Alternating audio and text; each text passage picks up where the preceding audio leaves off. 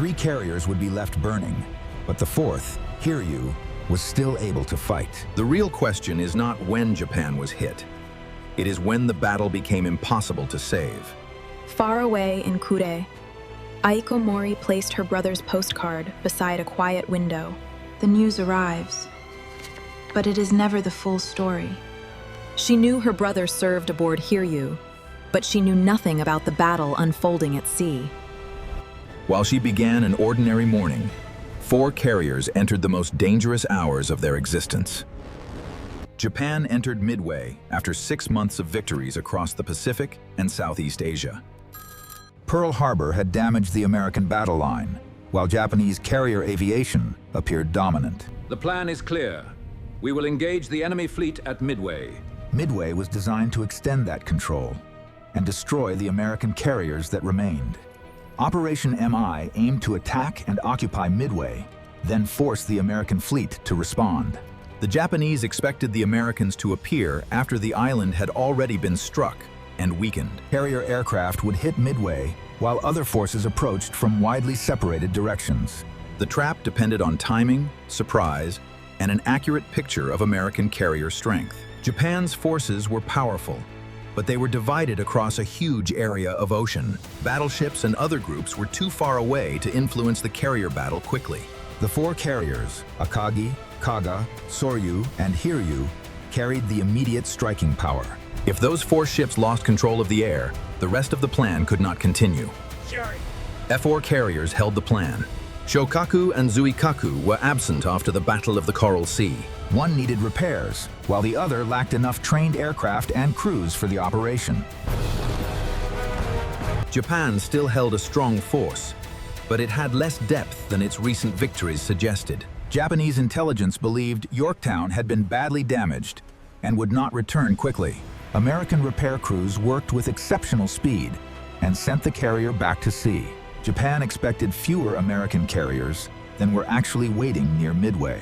The trap was built for an enemy whose strength had already been misjudged. American codebreakers had identified Midway as Japan's objective before the attack began. Admiral Nimitz positioned his carriers northeast of the island, outside the Japanese search picture. Instead, the Americans were already waiting inside the trap. Around 0430 local Midway time, Japanese aircraft began launching toward the island. Green aircraft, prepare for launch. Clear the deck, move, move! Engines full power, launch! Fighters, dive bombers, and level bombers rose from 4 decks into the pre-dawn sky. A reserve remained aboard the carriers in case American ships were discovered. Keep it moving! Aircraft had different weapons, readiness states, and positions inside the carriers. All hands, prepare for launch. Landing signals, stand by. Clear for launch, 05, follow the signal. Japanese scout aircraft were sent across wide sectors to look for American ships. The search relied heavily on float planes, launched from cruisers and battleships. No signals, nothing on the radio. The radar shows contact, bearing 200, distance 60 miles. I see them. Smoke on the horizon, many ships. Mark their position. We need to confirm those are the targets. The sun's making it impossible. Keep looking, those could be them. The search must work. Tone's number 4 scout launched late, a delay often blamed for the Japanese defeat. But the delay was not the whole story. An on-time flight might still have missed the Americans. The larger problem involved search design, intelligence assumptions, and incomplete reports. One scout did not lose Midway by itself. The strike reached Midway and met fighters and heavy anti-aircraft fire. Japanese aircraft damaged installations, fuel areas, and defensive positions across the atoll. But the airfield remained usable, and Midway's striking power was not fully destroyed. The island had been hit hard, but it had not been neutralized. She folded the postcard and placed it inside a small drawer. The calm scene creates a contrast the people at home could not yet understand. At sea, Tomonaga was about to send the message that changed Nagumo's morning. 07 Cly. A message arrives. Around 07 o'clock, Tomonaga reported that Midway required another attack.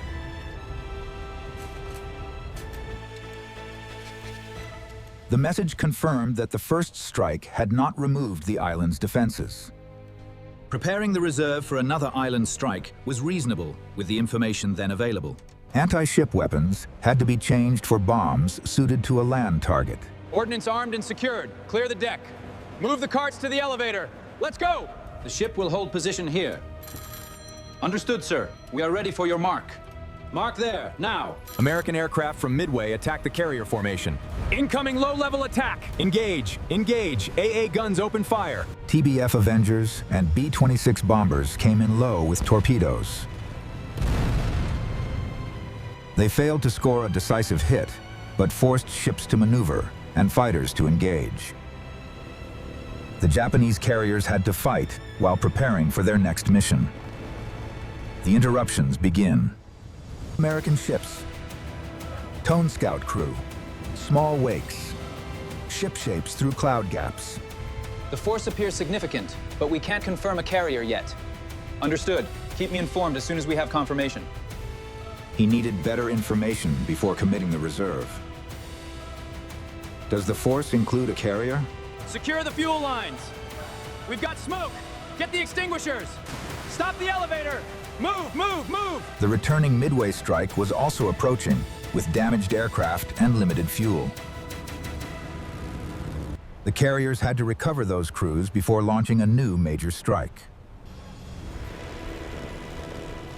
A carrier deck could not simultaneously recover a large returning strike and launch every reserve aircraft.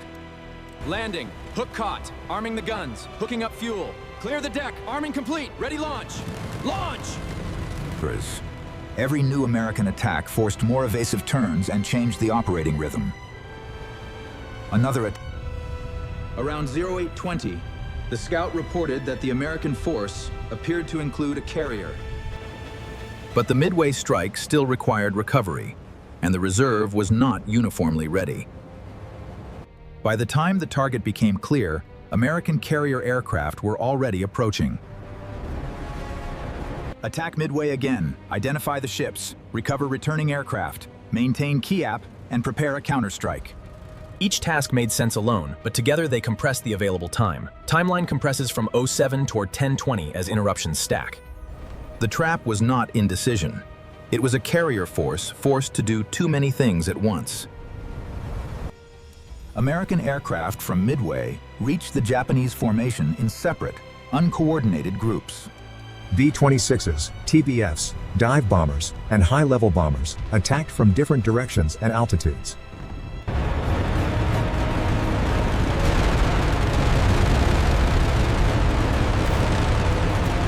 Yet each attack forced the Japanese carriers to turn, launch fighters, and interrupt deck work. Japanese Zero fighters and anti-aircraft guns destroyed or damaged many attacking aircraft. Torpedoes! Take cover! They missed! Stand by to launch! Stay alert! Look sharp! Fire in Section 2. Get that hose on it now! Yes, sir! Watch your step, men! The deck is compromised! The formation still controlled the battle.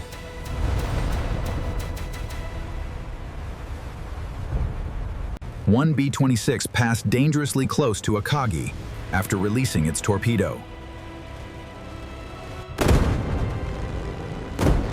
The low attack shocked observers, even though it failed to sink the flagship.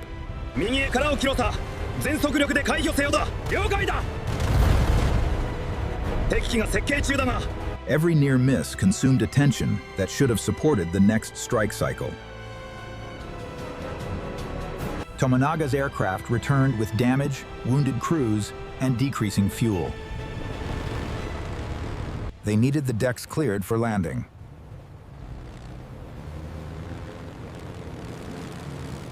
Chuyển nó lên ngay, nâng chiếc đó lên thang máy, kéo cái này sang bên, nhanh lên. Tiếp nhiên liệu xong rồi, di chuyển nó vào vị trí. Cẩn thận với cánh. The fleet survived each attack while becoming more exposed to the next one. The early American attacks failed to place a decisive bomb or torpedo on a carrier. But judging them only by direct hits misses their wider effect. They disrupted operations, pulled fighters downward, and kept the formation maneuvering.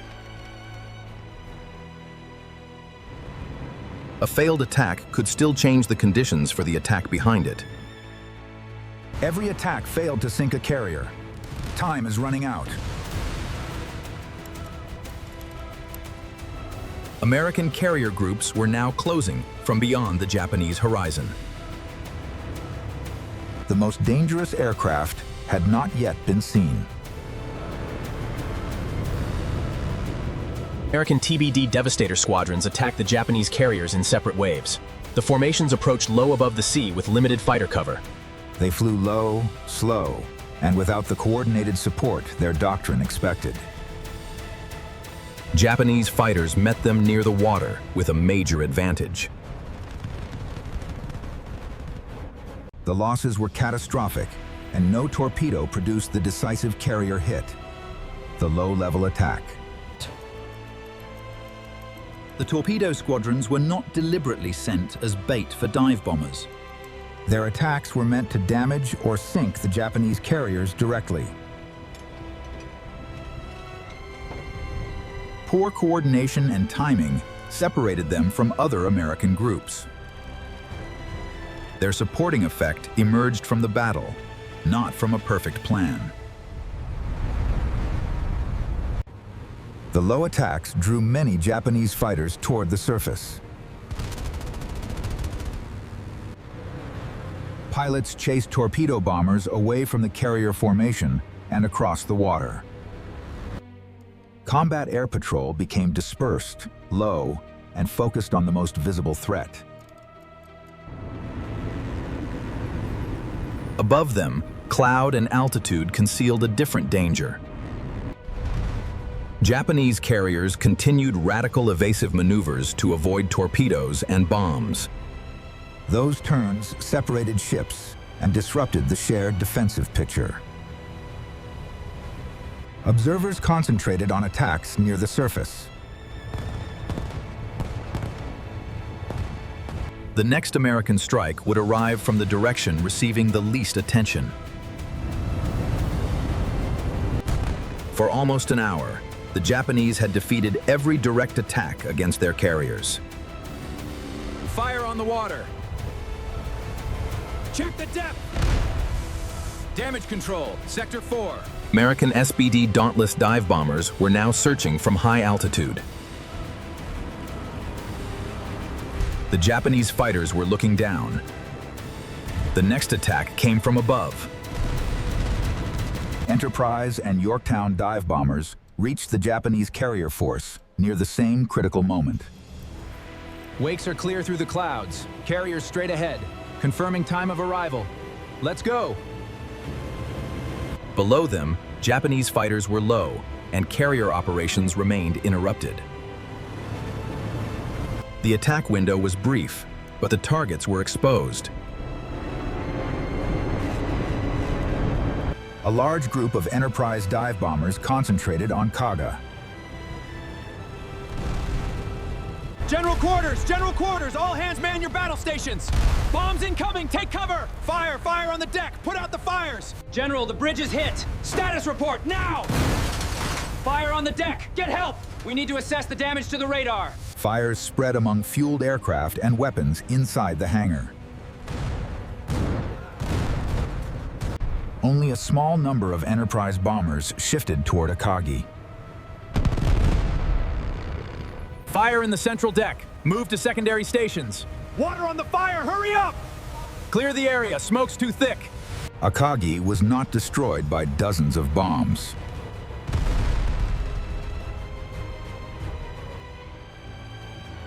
A limited number of hits reached the right places at the worst possible moment. Yorktown's dive bombers attacked Soryu at nearly the same time. Fire Team 7 to the forward deck. Get those hoses moving. Multiple breaches here. Hold the line. Watch the smoke. Don't go down. Keep fighting. Within minutes, 3 Japanese carriers were burning. The strike force lost most of its offensive power before crews understood the full scale. On-screen text, 3 carriers burned. The Japanese flight decks were not packed with an entire counterstrike seconds from launch. Keep those hoses clear. Fast! Check the pressure here. We need more bombs on the deck, pronto. Watch the wings! Move her forward! Secure that ammunition belt. Hold the nozzle steady. Push together, move it now. Clear the elevator bay. Smoke, to the rear! The danger came from the operating cycle, not a mythical 5-minute launch countdown. Fire's in the wing. Get the hose on the ammo crates.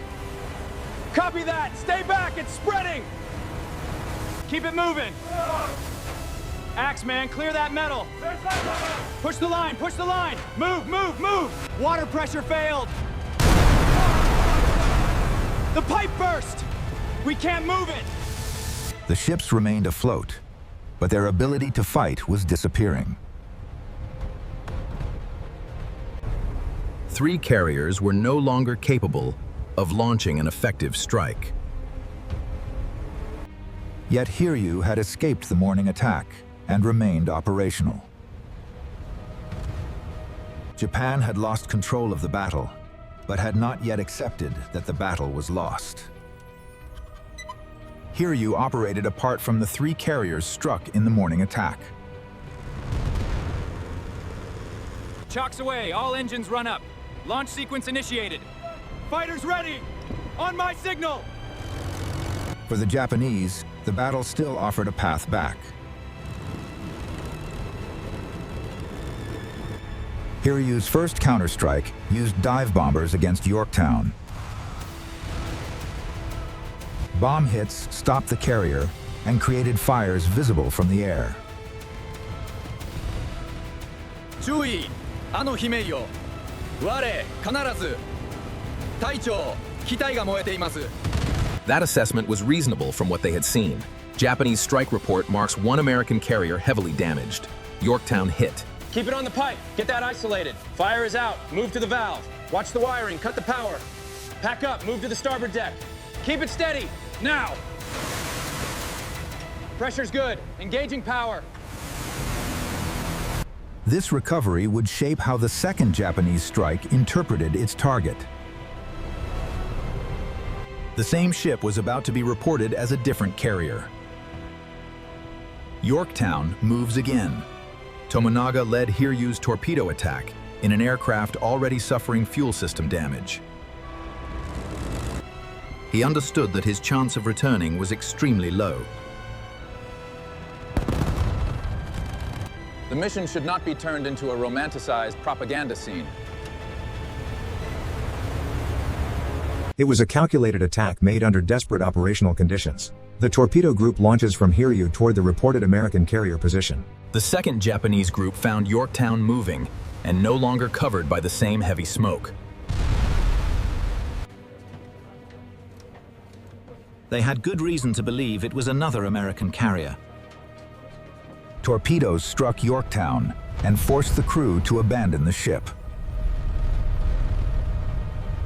Japan believed Hiryu had damaged 2 carriers, when both attacks had hit the same one. Corrections. After 2 successful attacks, Hiryu's officers believed they had reduced American carrier strength sharply. Sir, confirmation. Fire in Sector 4. Hold position. The bomb racks are clear. Move them up. Engines are ready. Clear the deck. Sure. I believe they have 2 carriers damaged, but the path is still possible. 2 are down, but they have 4 ready to fight. Not every... Then American scouts found the last Japanese carrier. I see it right there. Hiryu, confirming visual. What's the heading? Enterprise dive bombers approached while the carrier prepared for further operations. 注意！